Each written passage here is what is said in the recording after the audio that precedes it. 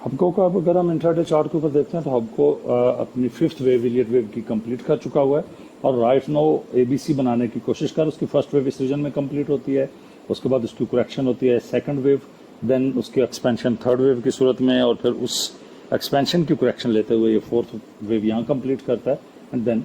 आपको ये एक्सपैंड होता है फिफ्थ वेव की तरफ। तो अभी एबीसी की तरफ जा रहा है। अगर हम इस इलियट वेव की कंफर्मेशन देखना चाहें तो फर्स्ट वेव के टॉप के ऊपर हम जब एक हॉरिजॉन्टल सपोर्ट रखते हैं तो हमें ये नजर आ रहा है कि फोर्थ वेव जो है उसने फर्स्ट वेव का लो ब्रेक नहीं किया, तो it's a perfect Elliott wave. और उसके साथ ही अगर हम देखते हैं तो right now intraday base chart के ऊपर इसके पास ये एक स्ट्रांग रेजिस्टेंट रीजन है,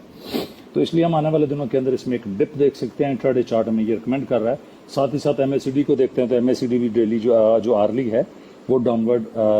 मूव कर रहा है और जिसकी वजह से हम आने वाले दिनों के अंदर एक करेक्शन देख सकते हैं। अगर हम डेली चार्ट के ऊपर देखते हैं तो डेली चार्ट के ऊपर इनिशियली अगर हम एक सपोर्टिव ट्रेंड लाइन ड्रॉ करते हैं तो इसकी ये सपोर्टिव ट्रेंड लाइन है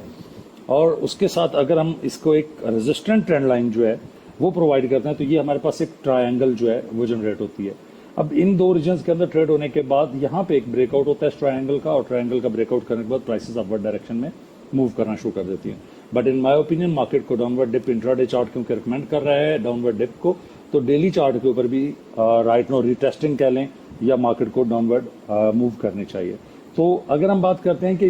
डाउनवर्ड मूव करती है और हम इसके अंदर एंट्री लेते हैं तो एंट्री के लिए हमारे पास ये वाला रीजन जो है ये सपोर्टिव रीजन है, मेजर सपोर्टिव रीजन है। इनिशियली जो अग्रेसिव ट्रेडर्स हैं वो अपना स्टॉप लॉस इस बॉटम के ऊपर भी रख सकते हैं जो कि अराउंड 210 का रीजन नजर आ रहा है। 200 एंड